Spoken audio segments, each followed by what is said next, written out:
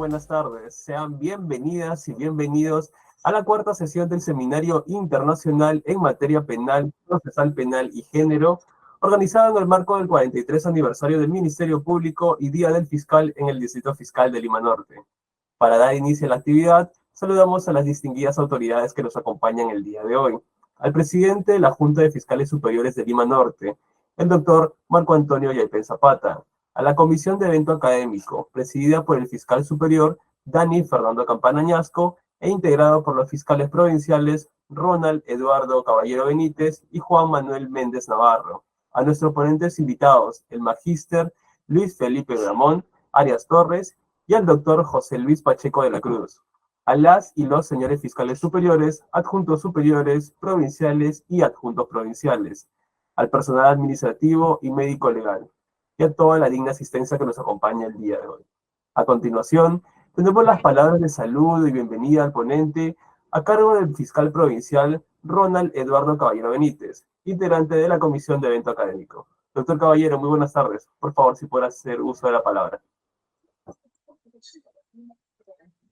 Muchas gracias. Señores y señoras concurrentes, es un honor para mí como miembro del Distrito Fiscal de Lima Norte, presidido por el doctor Marco Antonio Yaipen Zapata, y como integrante de la Comisión Académica, darle a usted, doctor Luis Felipe Bramón Arias Torres, la bienvenida a esta cuarta sesión del Seminario Internacional en Materia Penal, Procesal Penal y Género. Evento académico realizado por la conmemoración del 43 aniversario del Ministerio Público y del Día del Fiscal, que será este 12 de mayo. Este encuentro académico nos sirve para analizar y discutir sobre aspectos dogmáticos, normativos y jurisprudenciales sobre temas de derecho que atañe al ejercicio de los roles especiales que cumplimos en la función fiscal.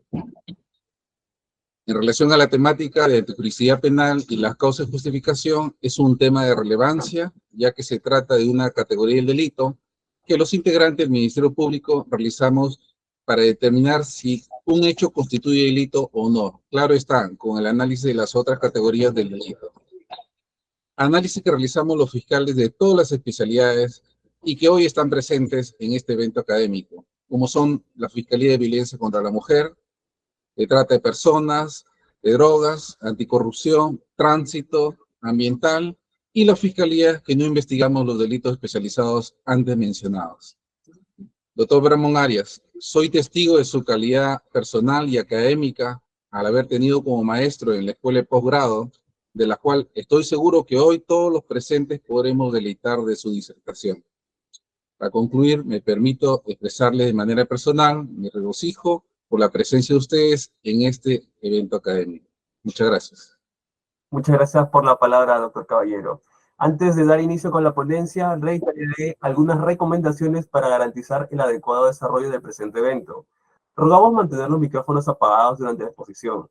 Sus consultas las pueden escribir en el chat de la sala o usar la opción levantar la mano para brindarles el uso de la palabra durante la ronda de preguntas, la cual se realizará al finalizar la exposición del ponente. Se solicita no entrar y salir reiteradamente de la sala a fin de evitar el normal desarrollo del evento. Finalmente, informamos que la asistencia será tomada de manera automática, por lo cual no es necesario que la registren en el chat de la sala. Dicho esto, iniciamos con la ponencia. El día de hoy, jueves 9 de 2024, tenemos la ponencia Antijuricidad Penal y las causas de justificación a cargo del magíster Luis Felipe Bramón Arias Torres, quien es abogado por la Pontificia Universidad Católica del Perú, maestro en Derecho en la especialización de Ciencias Penales. Cuenta con estudios de doctorado en Derecho de la Universidad de San Martín de Porres. Cuenta con cursos de Comercio y Medio Ambiente, Arbitraje Internacional y Sistema de los Derechos Humanos de las Naciones Unidas y Sistema Interamericano de Derechos Humanos en American University de la Escuela de Washington de Leyes. Tiene cursos de finanzas para abogados y taller de creatividad, de innovación e innovatividad de la Universidad de San. Profesor de Derecho Penal, parte general de la Universidad de Lima y de la UNIFE. Profesor de Derecho Penal Económico en la Facultad de Derecho y en las maestrías en Ciencias Penales y Derecho de los Negocios en la Universidad de San Martín de Porres. Profesor de los diplomados en Derecho Tributario en la Pontificia Universidad Católica del Perú y la Universidad Nacional Mayor de San Marcos. Es autor de varios libros, entre ellos Las operaciones no reales del derecho tributario y del delito de defraudación tributaria. Buenas noches, Magister Bramón. Por favor, si fuera tan amable de dar inicio con su disertación. Disculpe, doctor, su micrófono está apagado. Buenas noches. Antes de dirigirme al público y a todos ustedes, a quienes agradezco la invitación de ya, quiero presentar un trabajo que me ayude a la exposición, ¿no? Entonces, si por favor me autorizan a ello, lo podemos hacer, ¿no? Sí, creo que no tengo inconveniente. A ver. Por favor, me confirman si pueden ver. Bueno, en primer lugar, quiero agradecer la invitación a este seminario internacional en materia penal, procesal penal y género a cargo del Ministerio Público, concretamente el Distrito Fiscal de Lima Norte, en la persona del doctor Marco Antonio Yaipen Zapata, quien es el presidente de la Junta de Fiscales Superiores del Distrito Fiscal de Lima Norte. Así también agradezco a los miembros de la comisión organizadora de este evento académico y también al doctor Caballero, quien fuera mi alumno en la maestría de Derecho Penal en la Universidad San Martín de Porres, quien ha hecho todas las coordinaciones conmigo para que yo pueda estar presente en este evento. Vamos a trabajar un tema que, como el doctor Caballero mencionó, es un tema de trabajo diario, un tema de teoría general del delito. Yo lo he titulado Antijuricidad penal y causas de justificación. Y me he permitido elaborar esta presentación en la cual, en primer lugar, les manifiesto que este tema está ubicado dentro de la teoría general del delito. Es un tema que corresponde a la cápite Teoría General del Delito, de lo cual me voy a ocupar a través de unas cuestiones preliminares muy reducidas.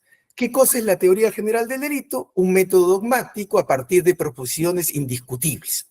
Es decir, la teoría general del delito considera algún criterio o algún aspecto que lo asume como cierto sin que pueda ser discutido para construir cuando una conducta constituye delito. Ese aspecto puede ser la causalidad de resultados prohibidos, puede ser la finalidad de conseguir los resultados señalados en la norma penal, o puede ser también un esquema social de imputación, que es el que ahora impera a través de la política criminal y de lo que llamamos nosotros el funcionalismo. ¿Qué es lo que hace la teoría general del delito, dentro del cual está inmerso el tema del día de hoy? Lo que hace la teoría general del delito es interpretar en abstracto y en concreto cuándo puedo aplicar la norma jurídico penal. Lo que hacen ustedes como fiscales es una interpretación en concreto, es decir, tienen hechos de la realidad y su tarea consiste en analizar si están subsumidos dentro de la premisa normativa, dentro de esa premisa normativa. Ahora, solo mencionaré unas palabras porque me parece importante tener un marco claro sobre esto. Las premisas normativas que nosotros utilizamos, valga decir las disposiciones del Código Penal que describen los delitos o describen aspectos comunes a los delitos, son premisas normativas que existen en función de una teoría del derecho. Por ejemplo, del derecho natural, el juicio de Nuremberg. Bastó simplemente reconocer derechos que provenían de la naturaleza de la persona e imponer sanciones. O lo que es el derecho positivo, es decir, del positivismo jurídico, o del pospositivismo o del neoconstitucionalismo. Yo voy a escoger, porque no quiero hacer una exposición sobre la teoría del derecho, simplemente una elección. Cuando vamos a presentar la teoría general del delito, hoy día creo que difícilmente se pueda discutir que hay dos tipos de disposiciones que debemos siempre utilizar. Tenemos que utilizar la ley positiva, pero también los principios del derecho, concretamente los principios del derecho penal. Y en esta exposición voy a tratar de demostrar cómo la conjugación de estos dos tipos de normas, es decir, la ley positiva y los principios, nos puede ayudar a definir lo que debemos entender por antijuricidad penal.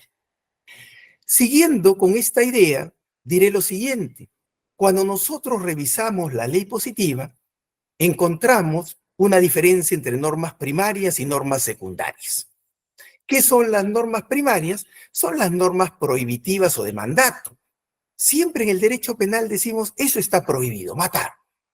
O eso está ordenado, salvar a una persona en peligro. Sin embargo, cuando nosotros revisamos el texto legal no contiene ni la prohibición o el mandato. El texto legal contiene la violación a la prohibición o el mandato, o lo que algunos llamarían hoy día la defraudación respecto de esa prohibición o mandato. La ley penal, entonces, no contiene hoy en día la prohibición, no matar, sino contiene la descripción de la violación al no matar, que es el que mata a otro. Y entonces podemos diferenciar entre normas primarias y secundarias. ¿Cuáles son las normas secundarias? Las que tenemos en el Código Penal, los textos, que son violaciones de las normas primarias. Eso va a ser importante después para poder entender la antijuricidad penal, de dónde viene, si de violación a normas primarias o de cumplimiento de normas secundarias. Pero ahora podemos avanzar un paso más y decir lo siguiente. En el Código Penal nosotros encontramos normas secundarias, textos legales, completos. ¿Cuáles son esos? Los que llamamos usualmente tipo penal. Tipo penal. El tipo penal es una norma secundaria completa que dice el que mata a otro será reprimido con tantos años. ¿Por qué es completa? Porque describe la conducta punible y la pena. Pero allí no se agota la teoría general del delito. La teoría general del delito también analiza normas secundarias penales incompletas. Aquellas que no describen una conducta punible, sino precisan, completan, definen aspectos necesarios para aplicar a aquellas que describen conductas punibles, que son todas las normas de parte general. Y ahí llego, de alguna manera, ya acercándome al tema de la antijuricidad penal. La antijuricidad penal, fundamentalmente, no exclusivamente, está estudiada a través de normas secundarias penales incompletas, es decir, las de parte general, ¿no? Las de parte general. Aunque cuando veremos la antijuricidad penal, nos daremos cuenta que no es posible hablar de ella si no hablamos de las normas de parte especial, de los tipos penales. Pero por lo menos ya tenemos la diferencia. Y otra cosa importante es cuál es la norma penal aplicable. ¿Por qué? Porque en realidad cuando nosotros hacemos el proceso de subsunción, citamos tanto en los dictámenes, tanto en las acusaciones, tanto en las sentencias, tanto normas completas como incompletas. Por ejemplo, yo cito la imputación de homicidio, cito el artículo 106, homicidio doloso, pero a su paso digo, y le imputo al sujeto este hecho en grado de tentativa. Y aplico entonces una norma incompleta de parte general para ir completando esta norma y decir, no es un delito consumado, sino en grado de tentativa. Y luego agrego, y el sujeto es el autor del hecho. Y agrego el artículo 23, que es una norma incompleta. Y entonces cuando hablo yo de norma penal aplicable, es el conjunto de normas completas e incompletas que resuelven un caso. Entonces, en la teoría general del delito, yo estudio normas completas y normas incompletas. Todas ellas en conjunto van a dar la respuesta al caso. Y esa es la norma penal aplicable. Entonces, tenemos varios conceptos. Las disposiciones que están en la parte especial son normas completas. Las disposiciones que están en la parte general son normas incompletas. Y cuando yo resuelvo un caso, lo que hago es aplico la norma penal aplicable, que es la combinación de todas esas normas. Y entonces, ¿qué es el delito? Fíjense, yo he escogido una definición y no voy a discutirla, obviamente, sino presentar algunas características. El delito asumimos que es una conducta típicamente antijurídica y culpable. Miren el detalle. Yo no digo que el delito es una conducta típica, antijurídica y culpable, porque si yo dijera que es una conducta típica, antijurídica y culpable, estaría hablando de tres valoraciones: la tipicidad, la antijuricidad y la culpabilidad, como elementos distintos dentro del análisis del delito. Yo lo que estoy colocando aquí es que la conducta que constituye delito es típicamente antijurídica. Estoy uniendo el elemento tipicidad con el elemento antijuricidad. ¿Y cómo le voy a llamar a eso? Como se ve en la diapositiva, el injusto. Entonces, para que haya un delito, tiene que haber un injusto. Un injusto que es culpable, que pudo ser evitado por el sujeto. Hoy en día las tesis para explicar qué cosa es un delito son muy variadas, ¿no? Desde la conducta típica, antijurídica y culpable, dentro de la conducta típicamente antijurídica y culpable, dentro del injusto culpable, o algunos incluso siendo yo hoy día más avesados, dicen que el delito es solamente culpabilidad. ¿Por qué? Porque la culpabilidad significa que un sujeto infringió una norma sin justificación y por eso es culpable. Entonces todos los otros elementos son parte de la culpabilidad. Son requisitos de la culpabilidad. Esa es la tesis hoy día más extrema. Definir el delito solo como culpabilidad e incorporar dentro de la culpabilidad a la tipicidad, a la antijuricidad, como presupuestos o elementos integrantes de la culpabilidad. Nosotros vamos a sostener por ahora que el delito es una conducta típicamente antijurídica y culpable, con lo cual distinguimos dos valoraciones, injusto y culpabilidad. Distinguimos esos dos aspectos.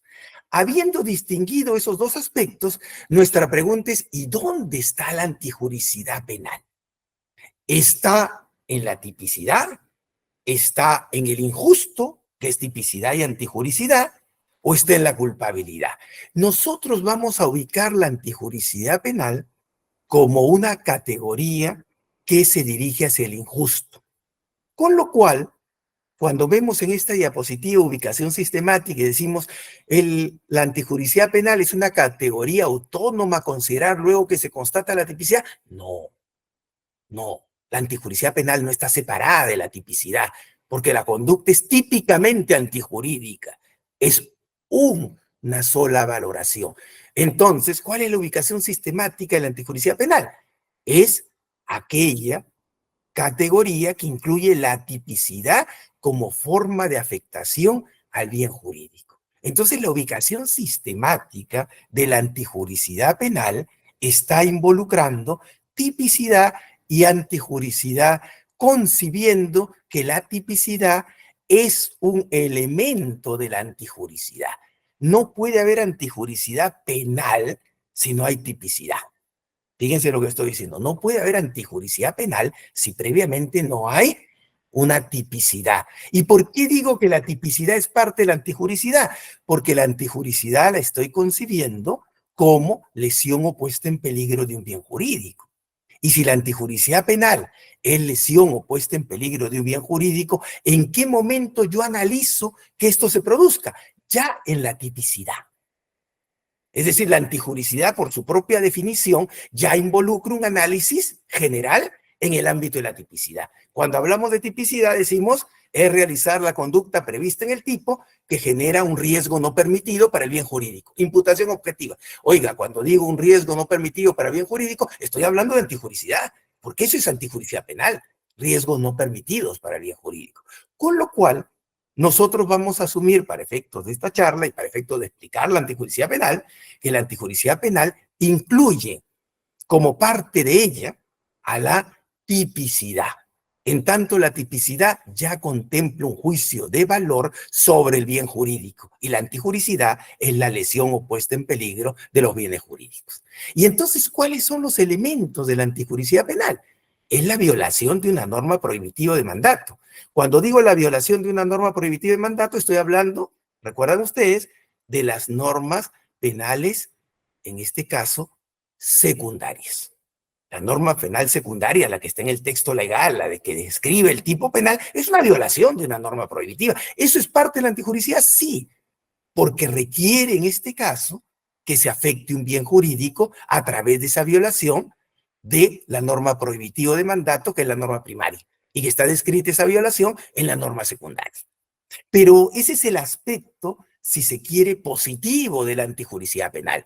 Yo tengo que constatar en la realidad que se dan los elementos del tipo y que se vinculan con el bien jurídico a nivel de lesión, lesividad. La lesividad, ¿qué cosa es? Es un principio. ¿Qué cosa es un principio? Un principio es una norma penal incompleta. No describe una conducta punible, no describe una pena, pero la estoy utilizando para entender mejor la norma completa que describe el tipo penal. ¿Cuándo el que mata a otro tendrá antijuricidad penal? Cuando ha generado un riesgo para un bien jurídico.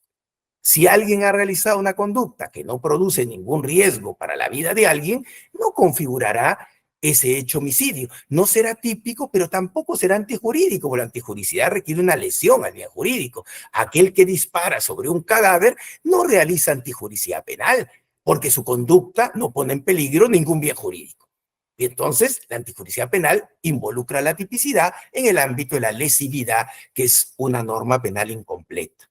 Ahora bien, además de ello, la antijuricidad también requiere una segunda valoración. No basta el aspecto positivo del tipo penal que ya puso en peligro el bien jurídico y que da lugar a la antijuricidad penal, que está estructurada en base a proteger bienes jurídicos, sino se requiere también la ausencia de una norma permisiva, de una norma que me permita excepcionalmente, ante un conflicto, violar la norma prohibitiva. Es decir, estamos hablando de que no solamente hay que realizar un análisis de tipicidad para establecer un riesgo general para el bien jurídico, sino también un análisis de ausencia de una causa de justificación para establecer que en su caso no hay una negación de la antijuricidad penal. No hay una negación de la antijuricidad penal. Entonces podemos tener una primera conclusión de la antijuricidad penal. ¿Qué cosa será antijuricidad penal? La antijuricidad penal se construye a partir del bien jurídico afectado. Fíjense, lo que primero ponemos es el bien jurídico. No ponemos la tipicidad, sino el bien jurídico. ¿Dónde se establece la afectación al bien jurídico? A través de la tipicidad, a través de la violación de la norma de prohibición o mandato. Eso es tipicidad en el ámbito del aspecto positivo. Es el aspecto positivo del suceso. Fíjense ustedes lo que voy a decir. Aspecto positivo del suceso. El suceso positivamente debe estar subsumido dentro del tipo penal. Pero para que haya antijuricidad requiere un segundo valor, sin que exista permiso para dicha violación. Sin que exista permiso para matar, permiso para lesionar, permiso para sustraer bienes. No existe ese permiso. Y esa segunda valoración, en realidad, es una justificación, que es el aspecto negativo. Pero voy a hacer una aclaración. No estoy hablando de aspecto positivo y aspecto negativo del tipo penal, porque eso sería teoría de los elementos negativos. Estoy hablando de aspecto positivo y aspecto negativo sobre el suceso ocurrido, sobre el presupuesto de hecho que configura el delito. El delito, que es la reunión de normas secundarias, completas e incompletas, yo puedo establecer que tiene aspectos positivos y negativos, la descripción del delito. Y todo eso no es tipo penal, sino es tipo penal, antijuricidad y culpabilidad. Entonces, provisionalmente ya tenemos una definición. ¿Qué es la antijuricidad? Es la lesión de bienes jurídicos a través de una conducta típica sin que exista causa de justificación. En ese contexto, entonces, yo voy a avanzar un poco más y voy a decir lo siguiente. Entonces, la antijuricidad penal exige que nos conectemos con una teoría del derecho que admita los principios. ¿Cuáles principios? Si la antijuricidad penal supone identificar conductas que afecten bienes jurídicos, la antijuricidad penal está precisada por el principio de legalidad, que va a definir esas conductas. Pero además, si esas conductas que están descritas en el tipo penal deben afectar un bien jurídico, también está incluido el principio de lesividad. En consecuencia, yo estoy describiendo la antijuricidad penal no solamente por el texto del tipo penal, sino también por los principios que ya tienen injerencia desde que el tipo penal solo va a existir si es un riesgo no permitido para un bien jurídico. Ahora bien, también en este ámbito de antijuricidad penal, yo puedo discutir otro aspecto. Se aplica a falta de otros mecanismos de control social. Es decir, lo que está prohibido por el derecho penal no es solo lo que causa daño a algún bien jurídico, sino lo que no puede ser resuelto de otra manera. La antijuricidad penal, entonces, realiza un juicio valorativo de una afectación que no pueda ser enfrentada por otro sistema de control social. y que lo único que quiere es aplicar derecho penal. Todo eso es construir la antijuricidad penal en base a las leyes positivas, pero a los principios también. A las leyes positivas y a los principios. Y ahora una pequeña comparación, porque esto es lo que muchos nos dicen siempre que hablan de antijuricidad. Nos dicen la antijuricidad es lo mismo que la ilicitud. Y entonces es un concepto válido para todo el ordenamiento jurídico. Yo no creo que es válido para todo el ordenamiento jurídico. La ilicitud depende de la rama jurídica en específica. ¿Qué cosa es la ilicitud en general? Contradicción con una norma. Entonces hay ilicitud civil, ilicitud administrativa, ilicitud tributaria, ilicitud societaria, ilicitud aduanera, ilicitud en el derecho de la competencia. Y también hay ilicitud penal. Pero lo que es ilícito en el ámbito fuera del derecho penal no necesariamente es ilícito penalmente. Un ejemplo muy claro, las infracciones, una infracción tributaria. Es ilícito tributariamente, pero no es ilícito penal una infracción tributaria. Tiene que reunir más requisitos para convertirse en delito. Entonces, cuando yo hablo de antijuricidad penal, estoy introduciendo un concepto adicional. Estoy diciendo, como el derecho penal es última ratio, la antijuricidad penal es diferente a los otros tipos de antijuricidad. Lo que es ilícito para el derecho civil no necesariamente es ilícito para el derecho penal. Pero a la inversa, lo que es ilícito para el derecho penal sí tiene que ser ilícito para los otros ámbitos jurídicos. Porque como es el principio de última ratio, lo que es ilícito finalmente en el ámbito penal también tiene que ser ilícito en los otros ámbitos. La defraudación tributaria es ilícita para el derecho penal y también es ilícita para el derecho tributario.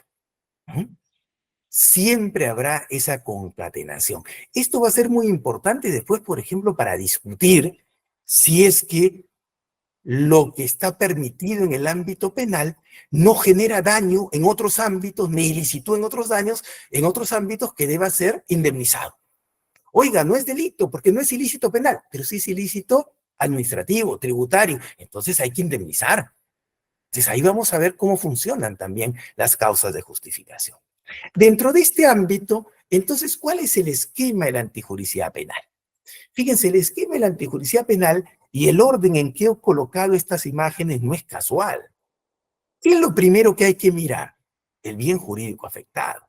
Eso es lo primero que hay que mirar. No digo que es lo único, es lo primero que hay que mirar.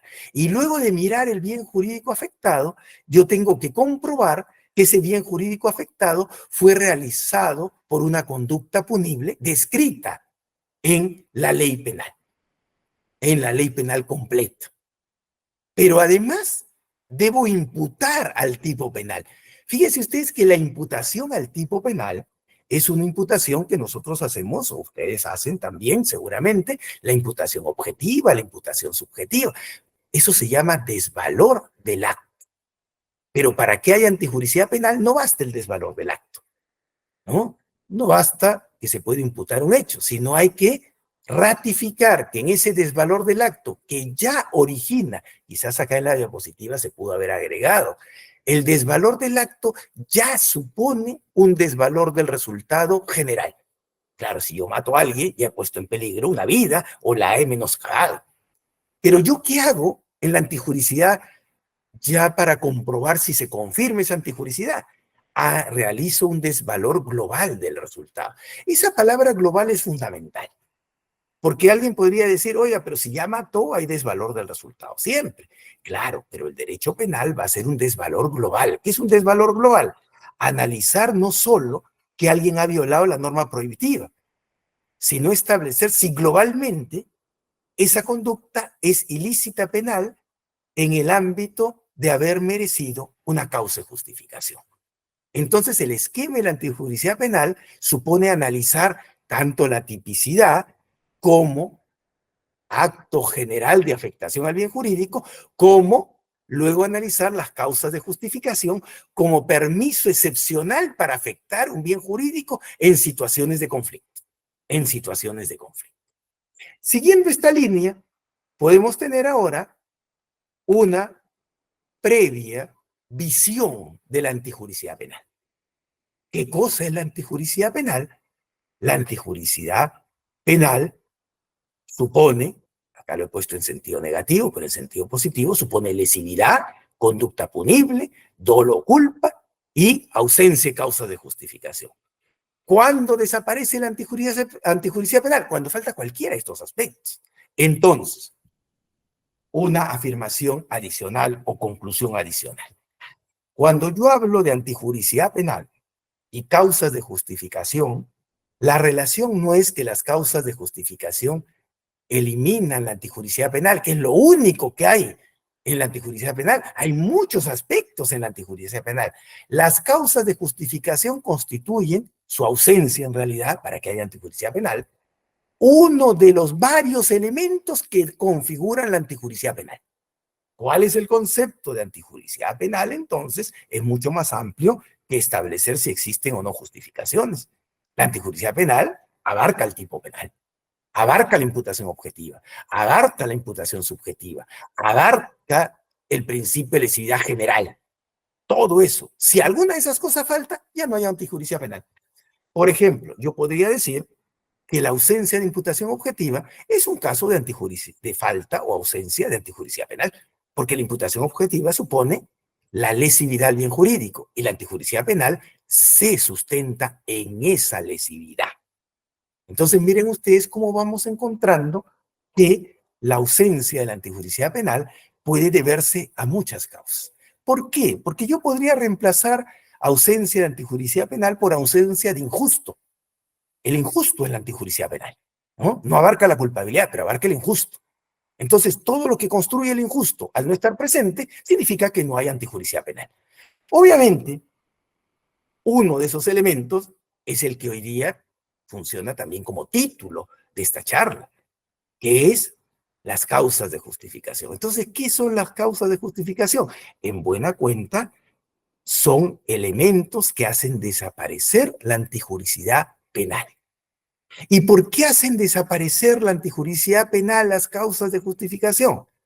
Porque suponen la salvaguarda de un bien jurídico preponderante.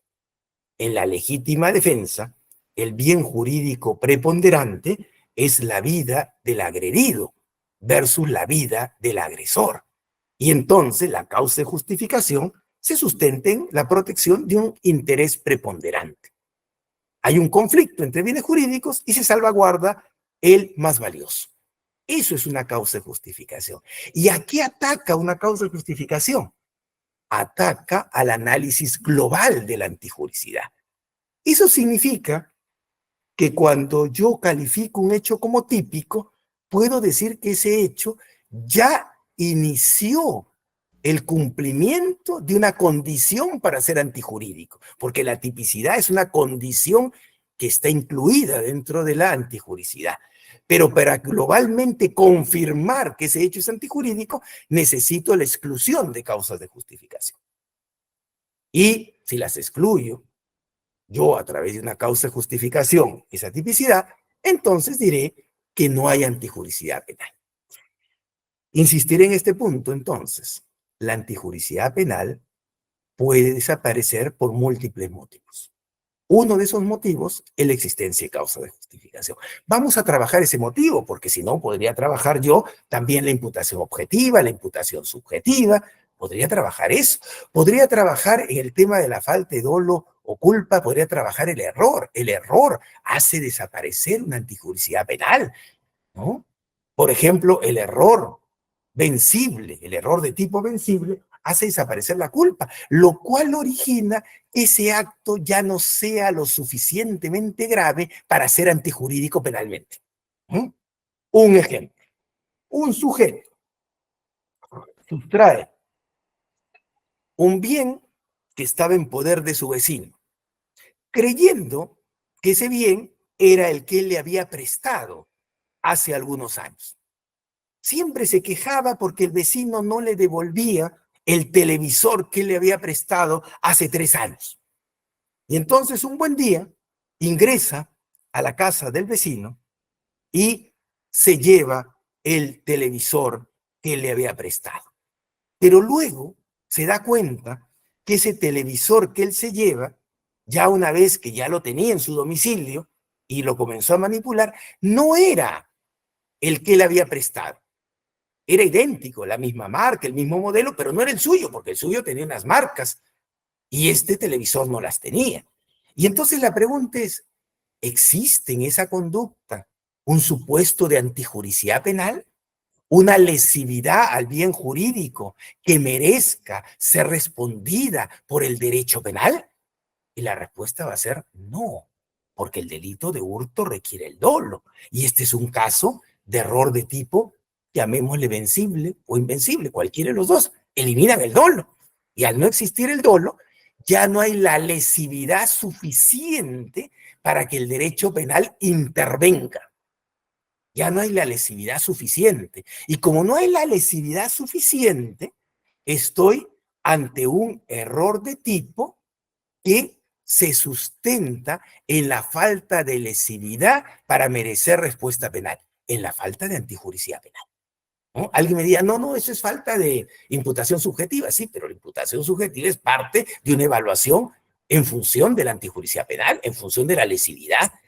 ¿Por qué no se ha cometido ese hecho? Porque ese hecho no es lo suficientemente grave para ser castigado penalmente. ¿Y por qué no es lo suficientemente grave? Porque ese tipo de daños al bien jurídico no generan antijuricidad penal. No generan antijuricidad penal. Y este ejemplo me sirve además para lo que dijimos en la diapositiva anterior. Pero el sujeto que ha visto sustraído su televisor, pero respecto del cual no se configura el delito de hurto, ¿podrá pedir una indemnización? ¿Podrá decir, me han privado de un bien de mi propiedad a través de un acto que no llega a configurar delito, que no llega a ser antijurídico penalmente, pero sí es antijurídico civilmente? Civilmente se me debe pagar a mí por haberme privado de un bien que poseía. Y entonces, esa conducta es antijurídica civil, pero no es antijurídica penal, lo que hablábamos hace un momento, ¿no?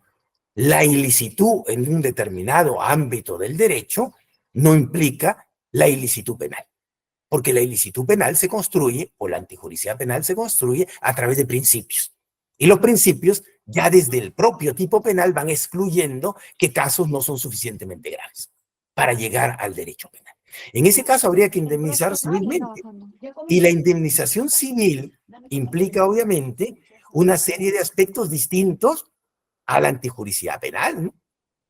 El haber causado un daño, el que por dolo, culpa, causa un daño a otro. 1969 del Código Civil. No son los mismos elementos para la antijuricidad penal. No tenemos en cuenta la lesividad, eso no se tiene en cuenta para la antijuricidad civil. Se tiene en cuenta simplemente el daño. Y no se tiene en cuenta para la antijuricidad civil la existencia de un bien jurídico afectado, simplemente de un daño a el sujeto respecto de la privación, en este caso, de un bien. Entonces podemos ir distinguiendo a través de este ejemplo. Pero en esta charla, la idea era, primero, confirmar lo que es la antijuricidad penal. Creo que la antijuricidad penal como concepto, en nuestra propuesta por lo menos, incluye la tipicidad, porque la antijuricidad penal es una propuesta de establecer que lo ilícito para el derecho penal. Y lo ilícito para el derecho penal es la realización de conductas típicas que afecten bienes jurídicos bajo un riesgo no permitido, sin justificación alguna. Y todo eso es antijuricidad penal. Pero vamos a trabajar nosotros ahora, como segunda parte de esta exposición, lo que son las causas de justificación, que son uno de los supuestos que origina la ausencia de antijuricidad penal. Origina la ausencia de antijuricidad penal. Antes de entrar a las causas de justificación, podemos mencionar lo que habíamos dicho. Hay causas que excluyen la antijuricidad penal, porque excluyen la tipicidad, ¿no? O porque justifican el hecho. Las únicas que se llaman causas de justificación en nuestra propuesta son la legítima defensa y el estancia justificante. Claro, hay que justificar a su vez porque son las únicas, ¿no? ¿Qué ocurre en algunos otros supuestos en donde también desaparece la antijuricidad penal? Por ejemplo, el supuesto de obrar conforme al ordenamiento jurídico, ¿no? El que obra conforme al ejercicio legítimo de su de su cargo u oficio, a través de ejercitar sus derechos y obligaciones contenidas en otras ramas jurídicas, no realiza un acto antijurídico penalmente, ¿no? No es que esté justificado. Este es un tema muy interesante a nivel normativo. ¿Por qué?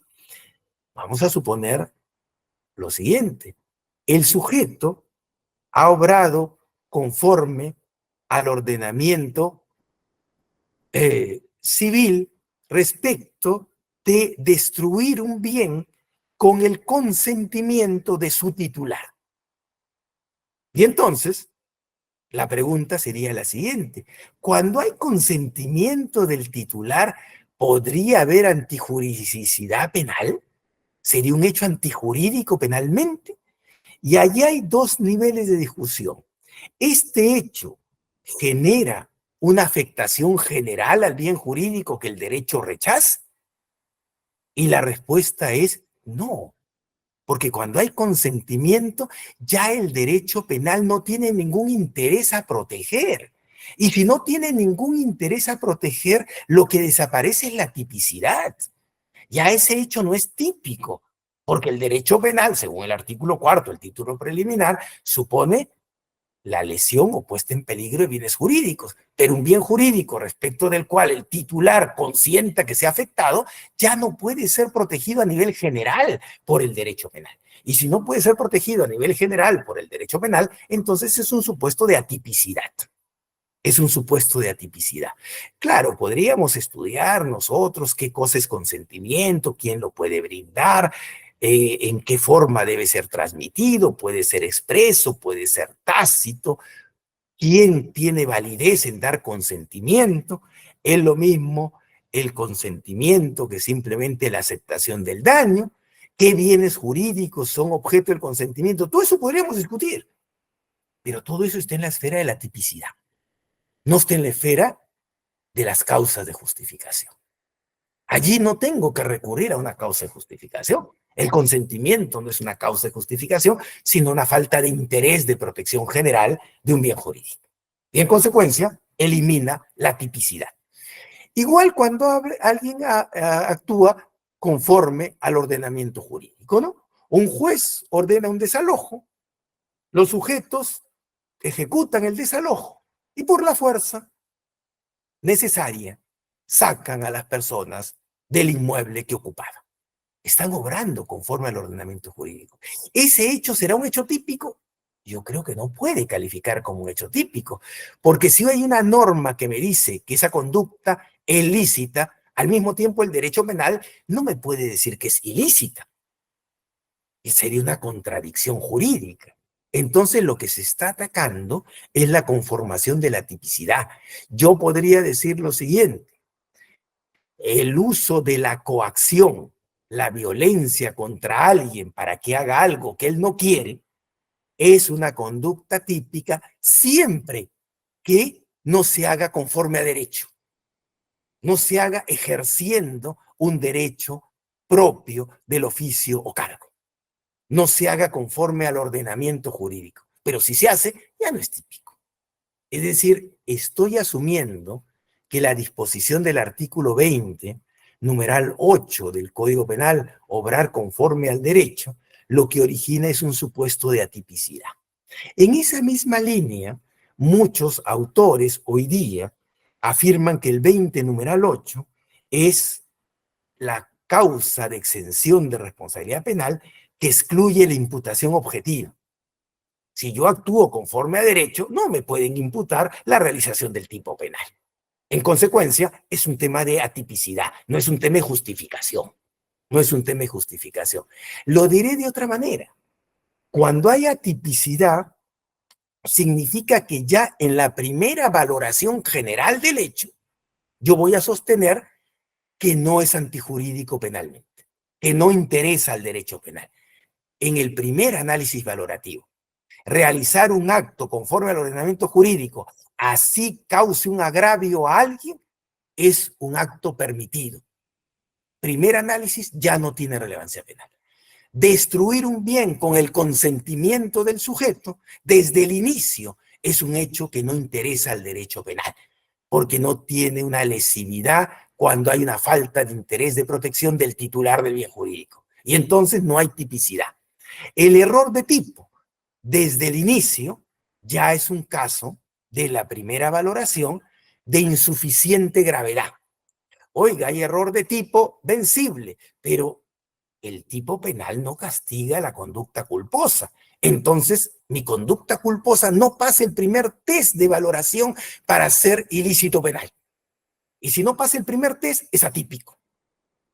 Y si fuera un caso que se castiga en términos dolosos y culposos, si el error de tipo es invencible, ya no hay dolo ni culpa, y entonces no pasa ni siquiera el primer test de valoración y es en consecuencia atípico.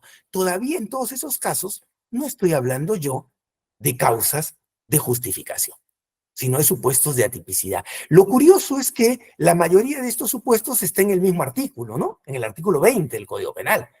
Y alguien podría decir, no, pero todo lo que esté en el artículo 20 deben ser pues causas de justificación. No puede hacer la distinción en que algunas las sean y otras no lo sean.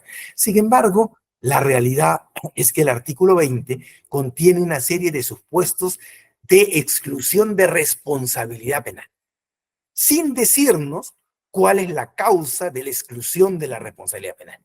Solo nos señala el resultado. No hay responsabilidad penal. Yo leo el artículo 21 y no hay responsabilidad penal porque el sujeto no es culpable. ¿Por qué no es culpable en el 21? Porque es un enfermo mental. Yo leo el 22 y digo, no hay responsabilidad penal. ¿Por qué? Porque el sujeto no es culpable. ¿Por qué? Porque es menor de 18 años. Leo el 28 y digo, no hay responsabilidad penal. ¿Por qué? Porque el sujeto actuó conforme al ordenamiento jurídico. Causa de atipicidad. Es claro que no todas las causas del 28 responden al mismo fundamento. Tienen la misma consecuencia, no hay responsabilidad, pero no responden al mismo fundamento. Entonces, obrar conforme al ordenamiento jurídico, 28. Consentimiento, 20.10. Error de tipo, es un supuesto, el artículo 14, primer párrafo. Pero todos ellos, en la teoría del delito, en nuestra propuesta explicativa, atacan la primera valoración que se hace para subsumir la conducta. La valoración a nivel de tipicidad por riesgo no permitido al bien jurídico. Y bajo el esquema de última ratio. Estos tres supuestos excluyen esa fundamentación y en consecuencia, en esa primera valoración, ya no llegan a configurar una antijuricidad penal. Pero ¿cuáles sí en su primera valoración sustentan un ilícito? La legítima defensa y el estado de necesidad justificante. ¿Por qué? Porque cuando yo hablo de legítima defensa, la conducta que he realizado está prohibida. No es que de inicio resulte una conducta autorizada, como son los supuestos de atipicidad. No, está prohibida. Matar está prohibido. El tema es que yo tengo que hacer una segunda valoración y decir, excepcionalmente, en un conflicto entre varios intereses, donde no exista ningún otro mecanismo para resolver el conflicto que no sea sacrificar o afectar uno de esos bienes jurídicos, tengo que decir si globalmente ese hecho continúa siendo antijurídico penalmente. Es decir, en las causas de justificación hay una antijuricidad penal inicial, solo que no hay una antijuricidad penal global. Al final no se confirma la antijuricidad penal, pero de inicio hay una antijuricidad penal. Se ha afectado un bien jurídico. Se ha afectado un bien jurídico. Claro, cuando la ley dice obrar conforme al ordenamiento jurídico, ya no se ha afectado ningún bien jurídico, porque esa afectación en buena cuenta, el propio derecho acepta que se produzca. En cambio, en la legítima defensa, sí yo afecto un bien jurídico y tengo que justificar, de ahí se llama causa de justificación, cuál es la norma permisiva que excepcionalmente en ese conflicto origina que ya no exista merecimiento de pena. Porque yo en principio merezco pena por haber matado, pero ese merecimiento de pena decae con una causa de justificación, con una segunda valoración, ¿no? Y esta segunda valoración se puede enunciar de la siguiente manera: es analizar cuál es el bien jurídico preponderante en la concreta situación. La tipicidad lo que analiza es la afectación al bien jurídico en términos generales. Pero la justificación analiza la afectación a ese bien jurídico en términos particulares en relación a un conflicto entre intereses, es decir, entre bienes jurídicos para encontrar cuál es el preponderante. En los casos de atipicidad ya no había discusión, ya sabíamos cuál era el preponderante, cumplir con el ordenamiento jurídico, destruir bienes si tenemos consentimiento, ya sabemos cuál es el preponderante, pero en la justificación sí tenemos que hurgar, investigar para ver cuál es el preponderante. Será por eso, pues, que es muy difícil resolver un caso inmediatamente bajo un tema de causa y justificación, ¿no? Claro, bajo un tema de atipicidad es más fácil, ¿no? Porque los temas de atipicidad podrían detectarse en esa primera valoración. Pero resolver un tema por causa y justificación significa haber efectuado la primera valoración, haber confirmado la lesividad para el bien jurídico y analizar si esa lesividad por algún motivo decae por proteger un bien jurídico con mayor preferencia. Lo cual significa que en las causas de justificación sí hay lesión al bien jurídico, pero esa lesión no es suficiente para que se necesite aplicar una pena. En cambio, en las causas de atipicidad diría que no hay lesión al bien jurídico a través de la conducta realizada, sea por consentimiento, sea por error de tipo o sea por obrar conforme al ordenamiento jurídico. Obviamente, esto implica una relación intersubjetiva, ¿no? Porque alguien podría decir, pero en el consentimiento sí se daña el bien. Claro, pero en la relación intersubjetiva entre el titular del bien, ya eso no se llama daño si era consentido que lo destruye. Entonces no hay en realidad una afectación al bien jurídico en la tipicidad. En las justificaciones sí. Ahí sí hay afectación y tengo que ver cuándo esa afectación no merece pena porque tiene una justificación. Tiene una justificación. Si yo sigo en esta línea de justificación, entonces encuentro lo siguiente: ¿cuáles son las causas de justificación? ¿Cuál es la estructura? ¿Cuáles son los aspectos? ¿Cuál es el concepto de una causa de justificación? Y entonces establezco que la causa de justificación como concepto supone establecer que la conducta típica realizada constituye el mecanismo para salvaguardar al bien jurídico preponderante. Fíjense en la definición. Hay una conducta típica, hay una lesividad del bien jurídico, pero esa conducta típica se coloca dentro del ámbito de comunicación social como el mecanismo de salvaguarda de algo más valioso, que le hemos puesto bien jurídico preponderante, en una situación concreta de conflicto. Es decir, el derecho pone muchos requisitos para la causa de justificación. No son supuestos generales, son supuestos en donde tiene que haber mucho detalle. Por eso yo les decía que es difícil resolver un caso muy rápido con una causa de justificación. Tengo que analizar muchas cosas, ¿no? Muchas cosas hay que analizar para decir, a pesar que se ha lesionado un bien jurídico, usted no merece pena porque ha salvaguardado algo más importante, ¿no? ¿Cuáles son los aspectos, entonces, de una causa de justificación? La salvaguarda de un bien jurídico preponderante y la actuación del sujeto en salvaguarda de ese bien jurídico preponderante. Miren lo que estamos colocando. Este es un tema que no todos los autores están de acuerdo. Así como el tipo penal señala conductas que tienen dolo y que tienen culpa, también en las causas de justificación yo tendré que analizar el conocimiento del sujeto sobre el uso de una causa de justificación. La respuesta en realidad, creo yo, es afirmativa. Es decir, para que haya una causa de justificación, por ejemplo, legítima defensa, el sujeto debe saber que se está defendiendo. Debe saber, debe conocer que su acto es un acto de defensa. Y eso en realidad está sustentado por el artículo 20, numeral 3 del Código Penal, cuando dice el que obra en defensa. Ah, entonces tiene que conocer. No dice solamente el que evita resultados dañinos para bienes preponderantes cuando hay agresión. No dice eso. Dice el que actúa en defensa, aspecto subjetivo, ¿no? Igual en el caso de el estado de necesidad, cuando dice ante un bien ante un conflicto entre bienes jurídicos, el sujeto actúa en salvaguarda, para salvaguardar. Entonces tiene que conocer que está haciendo uso de una causa de justificación.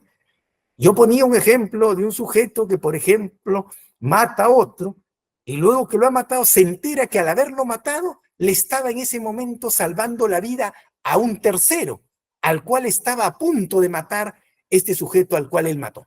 Ahí objetivamente ha salvado un bien jurídico preponderante de un tercero, pero subjetivamente él no sabía que estaba realizando la causa de justificación y en consecuencia no hay causa de justificación. La causa de justificación requiere tanto lo objetivo como lo subjetivo. Y claro, no tenemos mucho tiempo, pero se podría analizar qué pasa cuando falta el objetivo, qué pasa cuando falta lo subjetivo, cuáles son las consecuencias en una causa de justificación. ¿Cuál es la estructura? ¿Qué debo encontrar yo para que a una determinada situación la pueda calificar como causa de justificación? Conflicto entre bienes jurídicos no resuelto expresamente en la ley. Y entonces yo podría dar un ejemplo para tratar de especificar esta idea. El caso del aborto terapéutico será un caso de causa de justificación o será un caso de atipicidad. Cuando dice, no es punible el aborto si es la única manera de salvar la vida de la madre. Se parece mucho a un estado de necesidad, ¿no?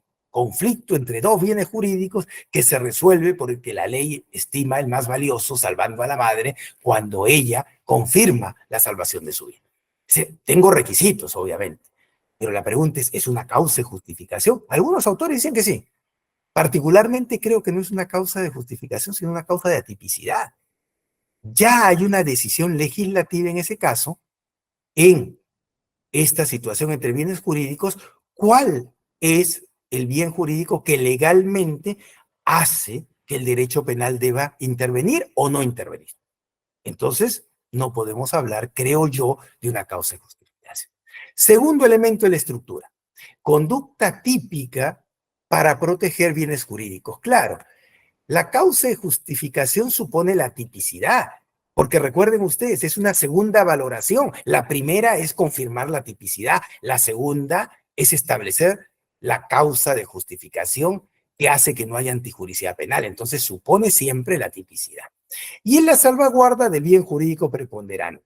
Pasemos muy brevemente a la legítima defensa, ¿no? La legítima defensa es rechazar o impedir una agresión ilegítima a través de un medio racionalmente necesario sin que hubiera existido provocación suficiente.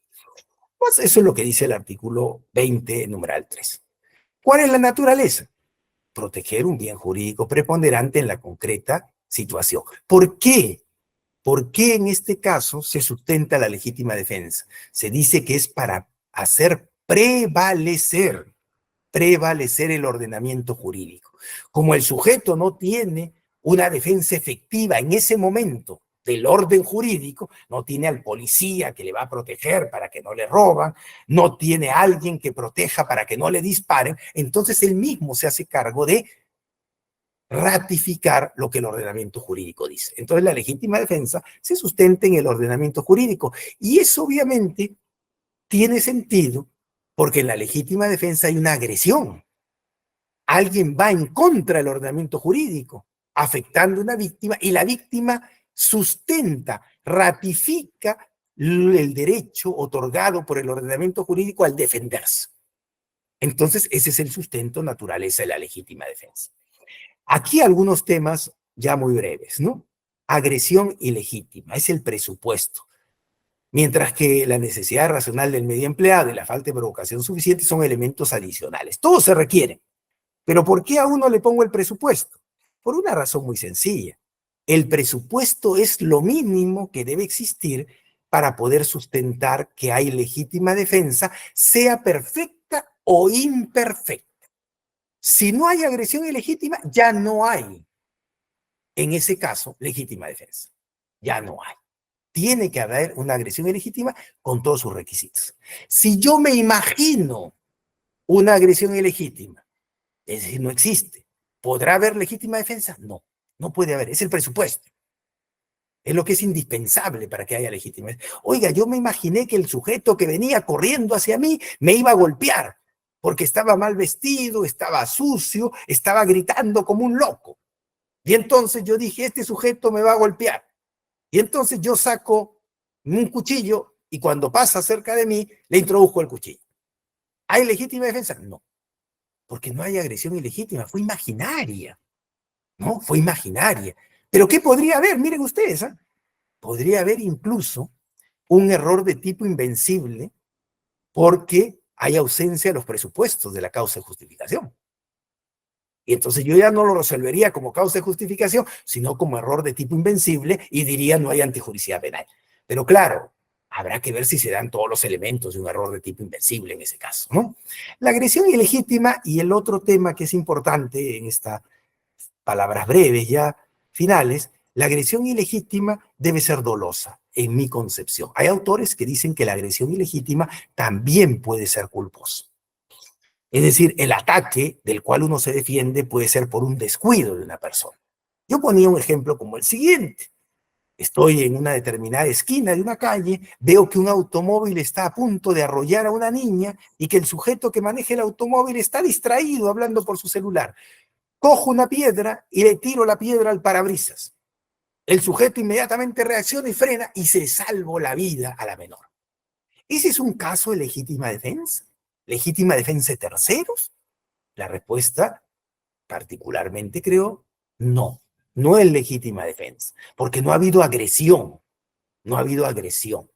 Entonces, estoy exigiendo que la agresión tenga que ser siempre dolosa, con conocimiento. ¿Y por qué? Porque el significado lingüístico de agresión es esa, ¿no? No hay agresión por descuido, me estás agrediendo por descuido. No, eso no existe. Es una contradicción lingüística. La agresión siempre tiene que ser dolosa. Y entonces el caso que he planteado, ¿qué sería? Sería un supuesto de estado de necesidad justificante defensivo. Así se le llama. Técnicamente es estado de necesidad justificante defensivo, ¿no? Ante una agresión imprudente, que no es agresión, sino ante un riesgo imprudente, yo he salvaguardado el bien jurídico más valioso. He afectado el patrimonio de alguien para salvar la vida de una niña. Ya no es legítima defensa, es estado de necesidad justificante defensivo. Defensivo. Lo mismo ocurre, según la doctrina, cuando quien agrede es un enfermo mental. Porque no podemos decir que el enfermo mental conozca que está realizando una agresión. Entonces, ¿yo puedo defenderme? Sí, pero no a nivel de legítima defensa, sino de esta necesidad justificante defensivo. Defensivo. Por esa exigencia que tiene la ley de que sea una agresión ilegítima. Necesidad racional del medio empleado. Sobre esto se ha escrito ya mucho últimamente. Lo único que diré es que este elemento no es un presupuesto de la causa de justificación. Es un requisito, pero no un presupuesto. Y como es un requisito, entonces, si este elemento falta, todavía podríamos decir que hay causa de justificación, pero imperfecto. Pero imperfecto. Aplicaríamos ya no el 24, o mejor dicho, el 23, perdón, con el 21, los dos. Y diríamos, al sujeto se le pasó la mano. ¿No? El sujeto se excedió en el medio de defensa, lo que se llama exceso interno, un exceso interno. Y el término en la doctrina es muy importante, porque el exceso interno supone que sí estoy dentro todavía del ámbito de la causa de justificación, solo que me he excedido en el medio. Y entonces todavía puedo tener una atenuación, ¿no? Legítima defensa imperfecta. Y falta de provocación suficiente. Hoy en día quizás los casos que más se discuten son aquellos en los cuales el sujeto ejerce un derecho que lo hace acreedor a una agresión. Pero mientras el ejercicio del derecho esté respaldado por el ordenamiento jurídico, entonces el sujeto puede ejercer la legítima defensa, ¿no? Por ejemplo, ir a un barrio donde se sabe que hay muchos asaltos con ropa muy fina y joyas muy visibles. Claro, dentro del término común y corriente diríamos está provocando que le roben. Y cuando se acerca alguien a robar, saca su pistola y lo hiere. ¿Está ejerciendo legítima defensa? La respuesta debería ser sí, porque el sujeto está ejerciendo un derecho. ¿No? El derecho de transitar por la vía pública vestido como a él le plazca. El ejercicio de un derecho no puede ser la falta o no puede ser una provocación para una agresión, ¿no? A eso no se refiere la norma. Y luego, solamente para ver algunos últimos aspectos, el estado de necesidad justificante, ¿no? Ya de alguna manera nos hemos referido al estado de necesidad justificante en el ámbito de los supuestos de riesgos imprudentes. Cuando hay un riesgo imprudente, yo puedo utilizar el estado de necesidad justificante defensivo. Pero también hay un estado de necesidad justificante agresivo, en el cual no existe, en este caso, un acto que genere una necesidad de defenderse, sino una situación objetiva de conflicto. Se ha producido un incendio y yo, para salvar a una persona que está en uno de los edificios, rompo una serie de puertas, ventanas del edificio, porque era la única manera de salvaguardarlo. Ese no es un estado de necesidad justificante defensivo, porque nadie está generando un riesgo. Es simplemente una situación objetiva. Entonces, estado de necesidad justificante agresivo, ¿no? ¿Cuál es el concepto? Cuando hay conflicto entre bienes jurídicos, yo estoy autorizado a salvar el que tiene mayor valor, ¿no? Nuevamente, ¿cuál es el sustento? Estoy salvaguardando el bien jurídico preponderante, ¿no? ¿Cuál es el sustento estricto? Cuando hablábamos de legítima defensa, decíamos que el sustento estricto era hacer prevalecer al ordenamiento jurídico. El ordenamiento jurídico no puede ceder ante los agresores. Pero en el estado de necesidad justificante, salvo el defensivo, se da más el agresivo en realidad. En el caso del estado de necesidad justificante, no hay ningún agresor, pues. Hay una situación objetiva de conflicto. Y entonces, ¿en qué se basa el derecho de que yo pueda dañar un bien jurídico?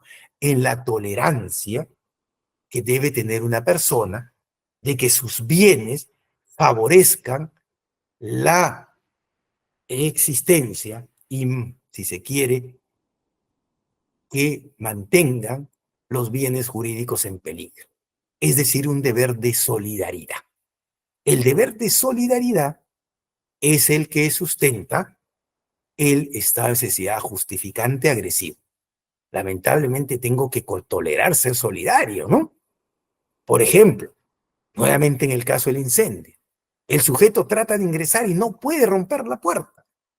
Entonces, ¿qué hace? Se le ocurre, pues, como único mecanismo para romper esa puerta muy fuerte, tomar el vehículo de un sujeto que está pasando por el lugar, lo detiene, lo hace bajar a la fuerza, se sube al vehículo y lo estrella contra la puerta para poder entrar. Esta necesidad justificante agresivo.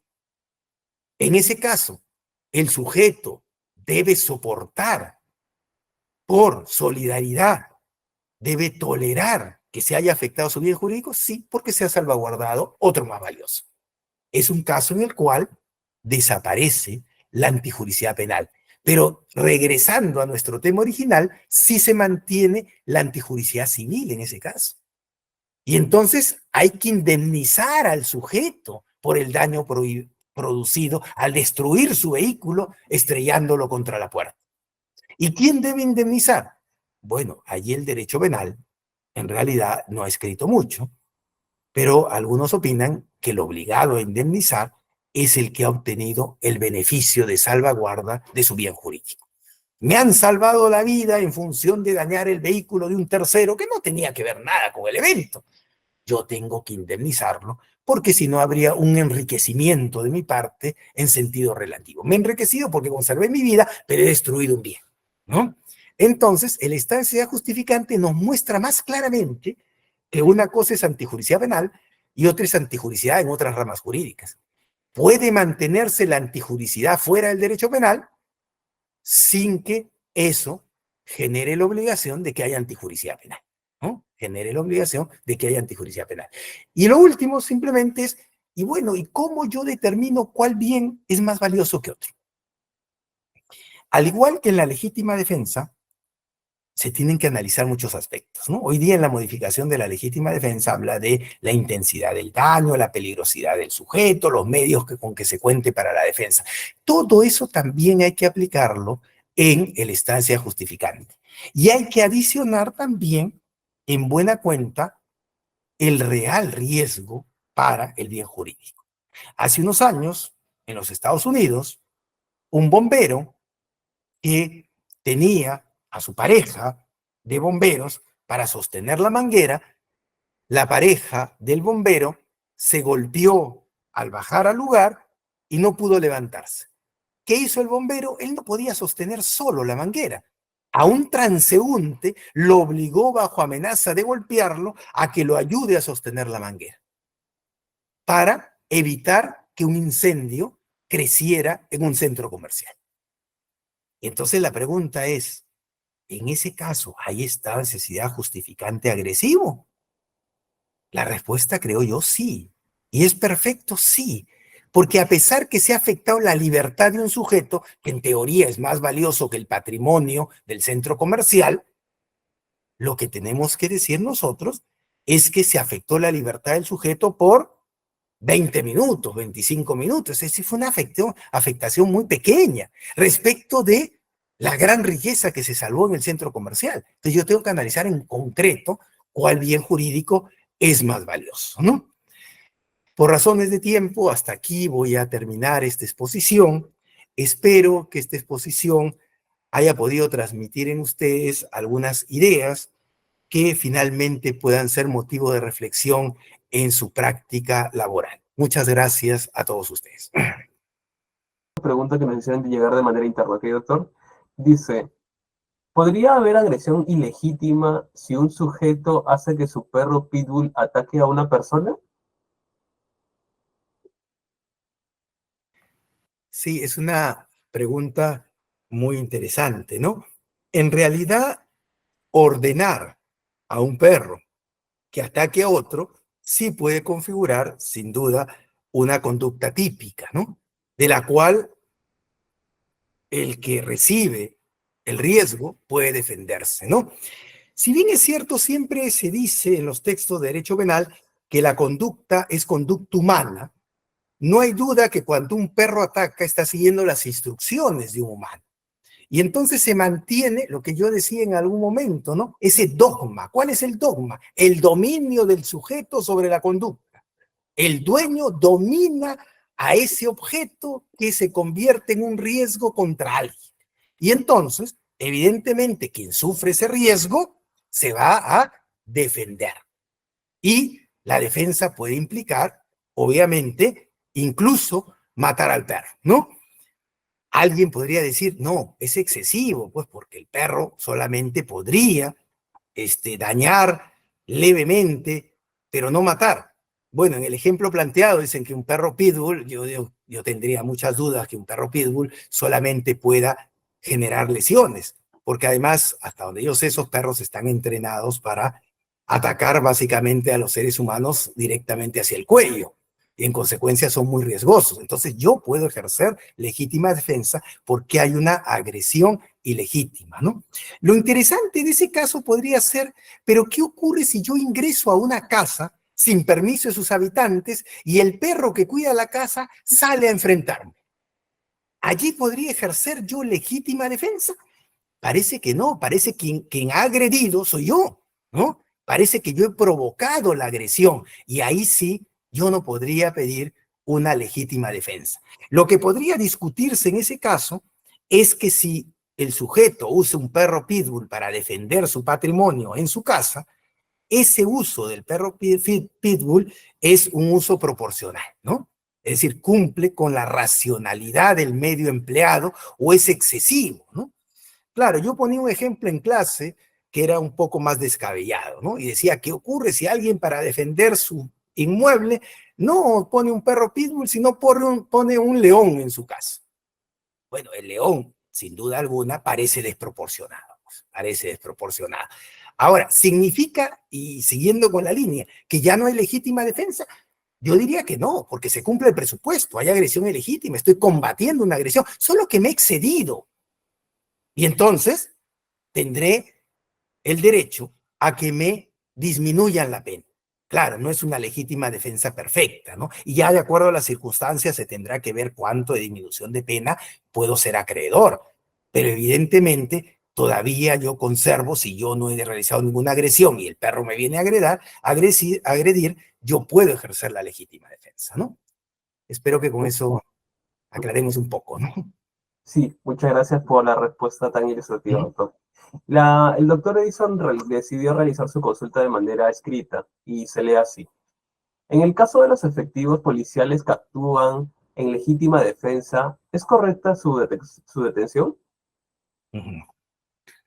Bueno, ese es un tema que implica mucho más aspectos que solo los técnicos, ¿no? Implica ya un aspecto sobre todo procesal, ¿no? Que es el aseguramiento en el proceso, ¿no? Cuando se alude a una causa y justificación, yo he repetido varias veces en esta exposición que no es un asunto rápido de resolver, ¿no? Yo no puedo resolverlo con mirar los papeles o mirar un video, no puedo decir ya se ha configurado la causa de justificación. Puedo tener algunos indicios de que esto ha existido.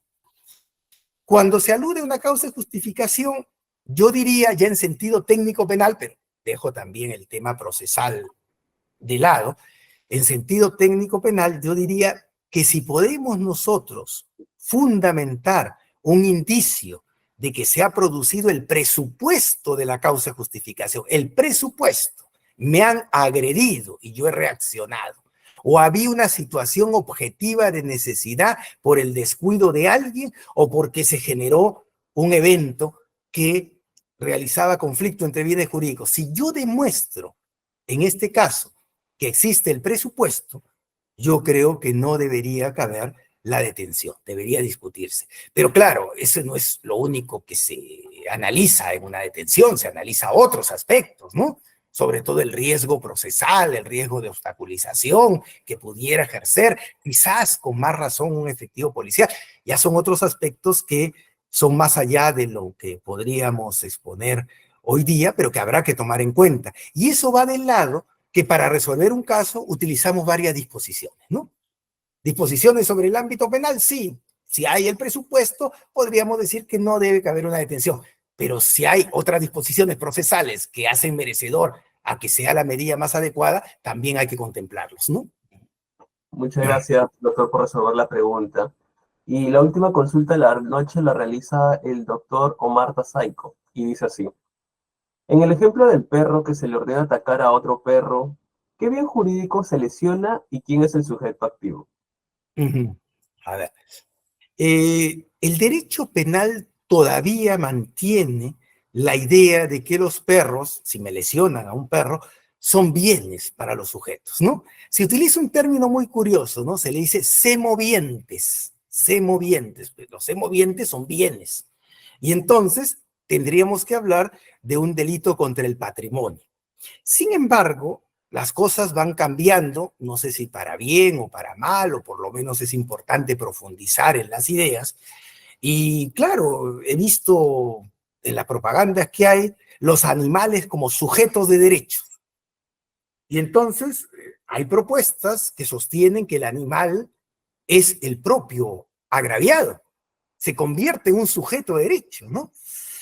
Que va de la mano con algunas ideas que todavía faltan estudiar y elaborar con más detalle, como por ejemplo que la persona jurídica también es un sujeto del derecho penal, o como por ejemplo que la inteligencia artificial también puede ser un sujeto del derecho penal, cuando piense por sí sola y dé respuesta por sí sola por la gran cantidad de datos y de autonomía que tiene.